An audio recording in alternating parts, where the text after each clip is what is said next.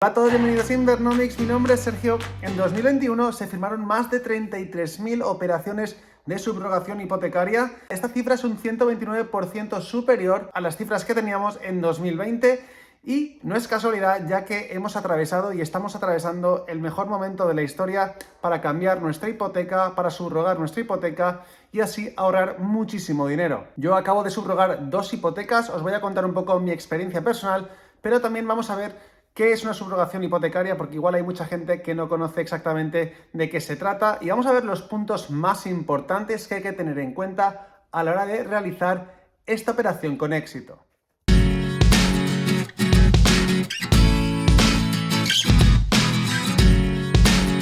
¿Qué es la subrogación hipotecaria? Pues bien, la subrogación hipotecaria es lo que se llama subrogación de acreedor. El acreedor es la persona que a ti te presta dinero. ¿Qué es lo que intentamos hacer en este caso? Cambiar de acreedor, cambiar de banco, ya que es el banco el que nos ofrece este dinero, y mediante ese cambio buscamos obtener un ahorro importante en intereses, ya que lo que nos permite este cambio es negociar de nuevo el tipo de interés de esta hipoteca. Imaginaos que tenéis una hipoteca al 2,4% firmada, por ejemplo, en 2017 y ahora veis que en el mercado hay hipotecas que pueden estar dando a lo mejor un 1,5%. Como la diferencia es suficientemente grande, puede compensarle a mucha gente realizar este cambio y ahorrar miles de euros en esta transacción. En ocasiones incluso la subrogación puede tener sentido si tienes muchísimas vinculaciones con tu banco actual y puedes pasarte a un banco que te ofrece un tipo de interés inferior y sobre todo no tiene tantas vinculaciones. El tipo de interés es un factor importante, probablemente el más importante, pero no descuidéis las vinculaciones. Por eso a veces puede tener sentido ese cambio, incluso aunque la diferencia de tipo de interés no sea muy alta. ¿Cuándo merece la pena hacer una subrogación hipotecaria? Pues bueno, generalmente para aquellas personas que hayan firmado hipotecas con tipos superiores al 2%, es muy probable que merezca la pena realizar esta subrogación hipotecaria. También es interesante que lo hagas cuando te quedan bastantes años todavía por pagar, ya que todavía tienes pendiente mucho capital y es más fácil que puedas ahorrar más dinero. ¿Cuáles son las mejores entidades para realizar este tipo de subrogaciones? Pues bueno, aquí obviamente dependerá de las webs que visites, ya que algunas recomiendan MyInvestor, Kutxabank o ING, pero lo cierto es que en mi experiencia, y os digo que he estado más de 6 meses para realizar estas subrogaciones, lo mejor es visitar todos los bancos, porque es que además yo he tenido la experiencia de que el mismo banco me ha dado oportunidades de subrogación distintas, lo cual es bastante curioso y por eso yo os recomiendo que visitéis todos los bancos, que no hagáis caso a lo que veáis en internet y sobre todo que vayáis a distintas oficinas. Es importante que entendáis que no todos los bancos funcionan igual. De hecho, yo he tenido una cantidad de problemas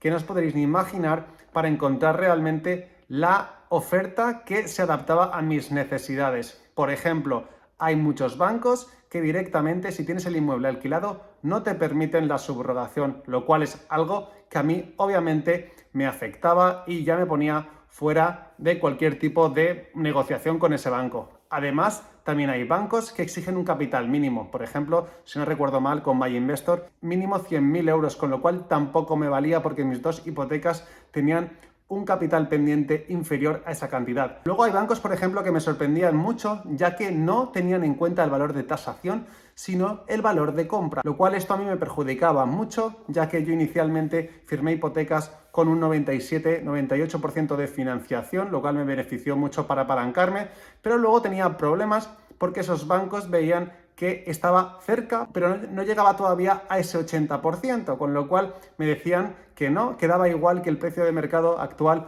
fuese un 50% más alto y que cubriese ese rango del 80%, y por esa razón tampoco podía firmar hipotecas o subrogaciones con esos bancos. Es decir, que en mi caso había muchas particularidades y realmente he tenido problemas serios para encontrar una oferta que realmente a mí me cuadrase. Finalmente, yo he firmado una hipoteca al 1,2 fijo con el periodo de años que tenía pendiente, que eran de 15 años cada una. Además, lo conseguí sin vinculaciones, negocié que me quitaran el seguro de vida, con lo cual solo me quedé con el seguro de hogar y por eso, tras 6 o 7 meses, ha valido la pena ese esfuerzo y va a suponer un ahorro aproximado de unos 20.000 euros. ¿Qué requisitos hay que tener para hacer una subrogación hipotecaria? Tener una buena situación financiera, obviamente, eso es obvio, y cuanto mejor sea tu situación financiera, mejores condiciones vas a obtener en tu subrogación hipotecaria. Es lo mismo que cuando firmas una hipoteca para una primera vivienda. En segundo lugar, el capital pendiente, como he dicho, en muchos bancos no puede superar el 80%,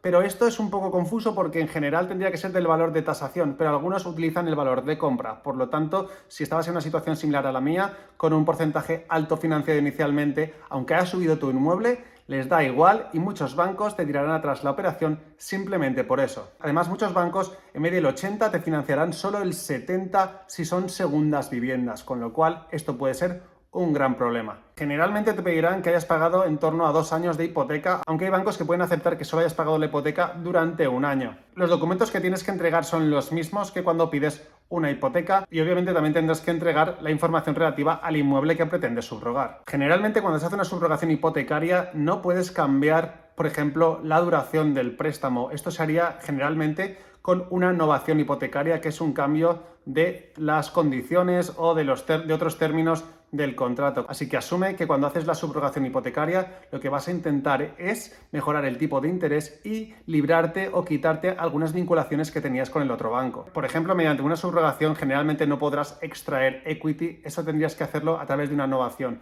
Es decir, si quieres extraer capital de tu propiedad, no vas a poder hacerlo con la subrogación, eso se tendría que negociar en una novación hipotecaria.